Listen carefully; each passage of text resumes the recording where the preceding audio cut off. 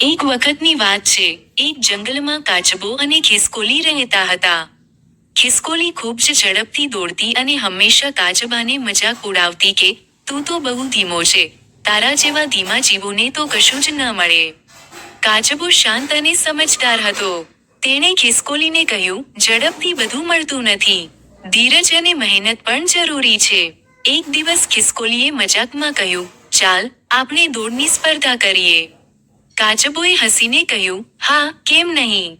દોડ શરૂ થઈ. ખિસકોલી તો પાંખ જેવી દોડી ગઈ.